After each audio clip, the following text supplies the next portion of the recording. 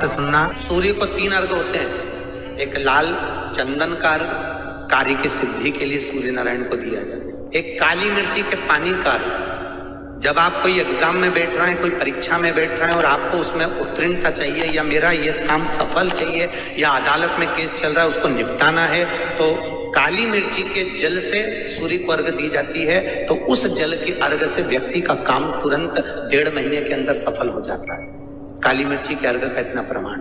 तीसरे नंबर पर है बेलपत्री के जल का अर्घ, सूर्य को दिया जाता है। बेलपत्री के जल का अर्घ कौन देता है? जो बहुत बीमार पड़ा रहता है, जिसको कुछ ना कुछ शारीरिक कष्ट चलता रहे, कभी घुटना, कभी कमर, कभी पेट, कभी ब्लड प्रेशर, कभी शुगर, कुछ ना कुछ चलती रहे, तो वो लगातार 1 महीना बेलपत्री के पानी का अर्घ सूर्य को देता रहे, उसको रोग से निवारण हो जाता है, रोग से मुक्ति। सूर्य अर्घ की प्रधानता, जैसे शंखों की प्रधानता। और यूट्यूब पर सुन रहे हो, बहुत सावधानी से सुनना।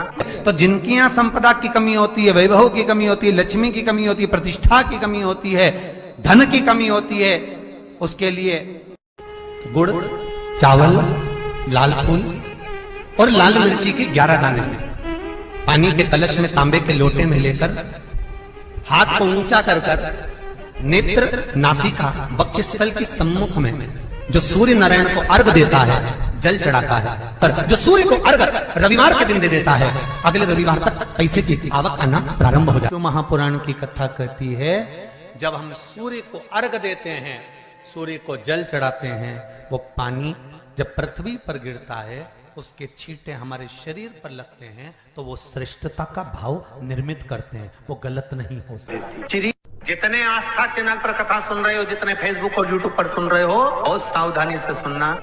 और एक बात और ध्यान से सुन लेना, जिसको कैंसर जैसी बीमारी हो, लीवर किडनी की बीमारी हो, डायलिसिस चल रहा हो या बीपी ज्यादा ऊंचा नीचा हो रहा हो, तो रविवार के दिन जब सूर्य नारायण भगवान को अर्घ दो, रविवार के दिन जब सूर्य नारायण भगवान को अर्घ दो, और रविवार के दिन जब सूर्य नारायण भगवान को अर्घ दोगे, तो उसी तांबे के लोटे को धोना मत, रख देना, और उसी तांबे के लोटे को रविवार को सूर्य को अर्घ देकर वही तांबे के लोटे में फिर पानी भर लेना, और सोमवार के दिन उसी तांबे के लोटे से शंकर जी को जाकर जल चढ़ा देना, और उस पानी को लाकर थोड़ा सा आचमन कर लेना, बीपी और शुगर लेवल में आना प्रारंभ हो जाएगा। 2-4 हफ्ते कर देखो।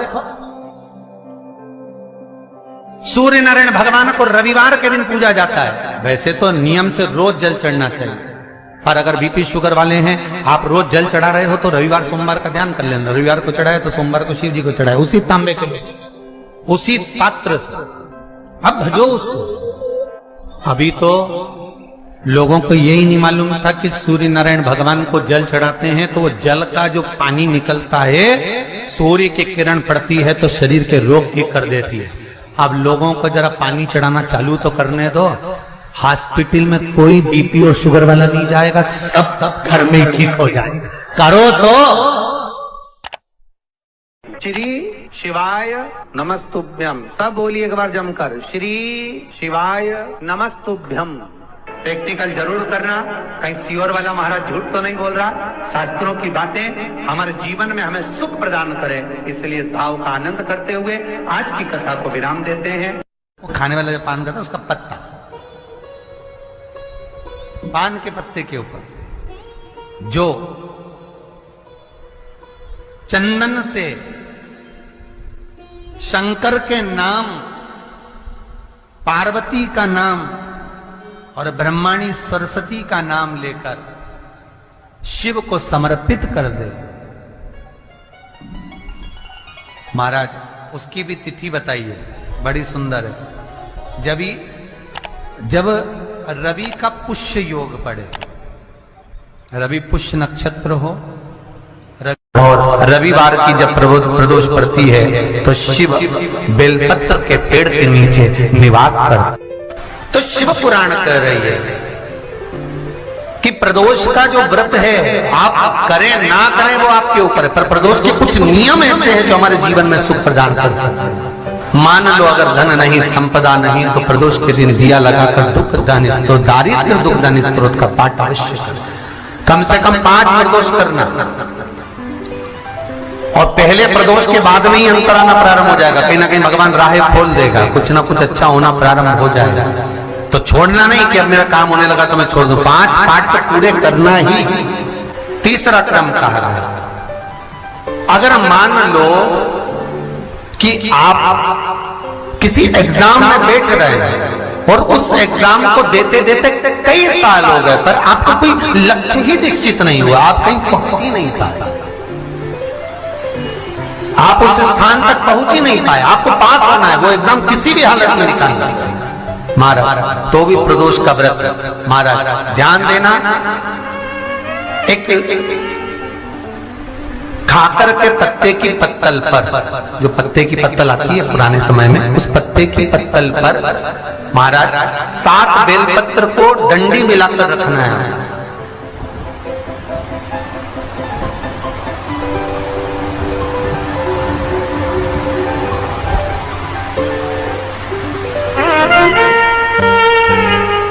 ये 7 बेलपत्र को डंडी का सिरा 7 का एक जगह पर होना चाहिए। ये जो डंडी है एक ही स्थान पर 7 डंडियां बेलपत्र की होना चाहिए हमारे। जिस जगह पर डंडियां रहे उसी स्थान पर नीचे की जलाधारी नहीं बनाना है आपको, केवल एक तो शिवलिंग का निर्माण करना है पार्थिव। ये केवल प्रदोष के दिन करना है, प्रदोष काल के अंतर्गत। चाहे थाली में रख लो, थाली में उस पत्तल को रख लेना जिससे ले जाने में दिक्कत ना हो, तो पत्तल पर ही बनेगा, थाली पात्र के अंतर्गत नहीं। मतलब थाली ले लो मना नहीं है, पर पत्तल उसमें जरूर रखो। और कागज की पत्तल नहीं होना चाहिए, कागज की पत्तल या अन्य जो डिस्पोजल पत्तलें चल रही है हमारे मान्य नहीं है। पत्ते की पत्तल, उस पत्ते की पत्तल पर 7 बेलपत्र को इस तरह से डंडी से मिलाकर रख दिया जाए महाराज। उसके ऊपर एक शिवलिंग का निर्माण कर दिया जाए। शिवलिंग का निर्माण कर कर अपनी कामना कर कर प्रदोष काल के अंतर्गत 7 काली मिर्ची, 7 लौंग, 7 कमल गट्टे, 7 शमी पत्र शंकर भगवान को समर्पित कर दो। जल का छींटा देकर पूजन कर कर और घी का दिया लगाकर कुछ देर बैठकर श्री शिवाय नमस्तुभ्यम का जाप करिए। एक कमल गट्टा, एक लौंग, एक काली मिर्ची, एक शमी पत्र उसमें से उठा लीजिए अपनी कामना कर कर। जब विसर्जन करने जाएं तो एक बेलपत्र को भी उठाकर अपने पास में रख लें। एग्जाम देने के लिए जाएं तो अपने कमरे के परीक्षा जिसमें आप पढ़ाई करते थे उसी रूम में उसे कटोरी में खुला छोड़कर जाएं। माता को कहकर जाएं कि हम ये रखकर जाएं, और आते से एग्जाम देने जाएं तो उसको स्पर्श कर कर जाएं, वापिस आए तो स्पर्श करें। ऐसी कोई परीक्षा नहीं हो सकती जिसमें से तुम निकल नहीं सकते। उत्तीर्ण होगे ही, हार चुके हो तो एक प्रयास करिएगा, पर करना प्रदोष के दिन ही है। संध्या महाराज प्रबलता। श्री शिवाय नमस्तुभ्यम। दर्शकों हर हर महादेव, स्वागत है आपका अपने YouTube चैनल त्रिनेत्र के उपाय में। जो भी भाई बहन चैनल पे पहली बार आए हैं चैनल को जरूर सब्सक्राइब करें, वीडियो अच्छी लगे तो लाइक करें, ज्यादा से ज्यादा शेयर करें। पूर्णिमा के दिन आप शाम को प्रदोष काल के समय 4:30 बजे से 6 बजे के बीच में 1 लोटा पानी, उसमें 5 बेलपत्र रखकर, एक कमल गट्टा डालकर भगवान चंद्रेश्वर महादेव के नाम से भगवान शंकर को चढ़ा दीजिए। आपकी जो कामना हो वो कामना कर कर चढ़ा। विनती करें चंद्रेश्वर महादेव को, शिव का स्मरण करो। पूर्णिमा के दिन चावल का एक आखा दाना जानते हो, पूरा खंडित चावल नहीं। कितना चावल? 1 दाना चावल शंकर भगवान के शिवलिंग पर समर्पित करिए। एक बेलपत्र जिसका डंडी का मुख अपनी ओर हो, जहां से चावल चढ़ाया है, उस चावल के ऊपर अपनी कामना कर कर रख दीजिए और चंद्रमौली भगवान का स्मरण करिए। कौन से भगवान? शंकर भगवान का सर्वश्रेष्ठ सुंदर नाम है चंद्रमौली। चंद्रमौली भगवान का स्मरण करिए, अपनी कामना कर कर बेलपत्र समर्पित कर कर शिव जी पर 1 लोटा पानी, 1 जल पात्र समर्पित करो, कलश से जल चढ़ा दीजिए। नैनों में वो जल लगाकर अपनी कामना कर कर वापिस घर को आइए। अगली पूर्णिमा आएगी, जो कामना करी है मेरा चंद्रमौली भोलेनाथ उसे पूर्ण करेगी। श्री शिवाय नमस्तुभ्यम। हर हर महादेव। आपका वीडियो में स्वागत है। तो इस पूर्णिमा पर आप क्या उपाय कर सकते हैं ये वीडियो में बताया गया है। यदि आपको उपाय में कोई भी समस्या आए तो आप कमेंट करके पूछ सकते हैं। और अभी तक यदि आपने हमारे चैनल को सब्सक्राइब नहीं किया है तो चैनल को सब्सक्राइब करना ना भूलें। दोस्तों, पहला उपाय आपने सुन ही लिया होगा। पहला उपाय कामना पूर्ति के लिए है। आपकी कैसी भी कामना हो, कोई भी समस्या हो, तो आप पूर्णिमा के दिन यह उपाय कर सकते हैं। आपको कार्य में सफलता मिलेगी। आपको पूर्णिमा के दिन प्रदोष काल मतलब शाम के समय 4:30 से 6 बजे के बीच 1 लोटा जल लेना है। उसमें 5 बेलपत्र डाल लें, साथ में एक कमलगट्टा डालकर शिवलिंग के पास चले जाएं और चंद्रेश्वर महादेव का नाम लेकर वह जल शिवलिंग पर चढ़ा दें। साथ में वह बेलपत्र और कमलगट्टा भी चढ़ा दें और अपनी कामना कर लें। आपकी मनोकामना महादेव जरूर पूरी करेंगे। अब चलते हैं दूसरे उपाय की ओर। आपको 1 चावल, 1 बेलपत्र और 1 लोटा जल लेना है। पहले आपको शिवलिंग पर 1 चावल चढ़ाना है। चावल टूटा हुआ नहीं होना चाहिए। फिर अपनी कामना करके 1 बेलपत्र चावल के ऊपर चढ़ाएं और बेलपत्र इस प्रकार चढ़ाएं कि उसकी डंडी का मुख अपनी तरफ हो और चंद्रमौली भगवान का नाम लेकर अपनी कामना करना है। अपनी कामना करने के बाद फिर 1 लोटा जल उस चावल और बेलपत्र के ऊपर धीरे धीरे समर्पित करना है। महादेव आप पर कृपा करेंगे, आपकी सारी कामनाएं पूरी। लोगों से कहते हैं, अगर डॉक्टर आपको बोल रहा है कि आपके घुटने बदलना है, डॉक्टर आपको बोल रहा है कि आपका बाईपास करवाना पड़ेगा, नस चौक है, नाड़ी चौक है, हमारा निवेदन है शिव पुराण का 1 डोज पकड़ कर देते। या तो बेलपत्र खाओ रात 12 बजे, या फिर बछड़ा कर दूध पिए, उसका फेन जो निकले उसको चम्मच में लेकर घुटने में 5 दिन तक 7 दिन तक मल कर दो।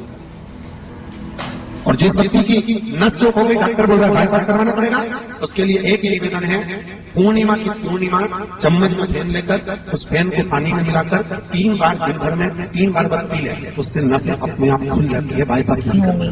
हम आशा करते हैं आपको उपाय समझ आ गए होंगे। यदि उपाय में कोई भी समस्या आए तो आप कमेंट करके पूछ सकते हैं। ऐसी ही वीडियो देखने व सुनने के लिए हमारे साथ बने रहें और हमारे चैनल को सब्सक्राइब करना ना भूलें। यह वीडियो पसंद आई हो तो वीडियो को लाइक, कमेंट और शेयर करें।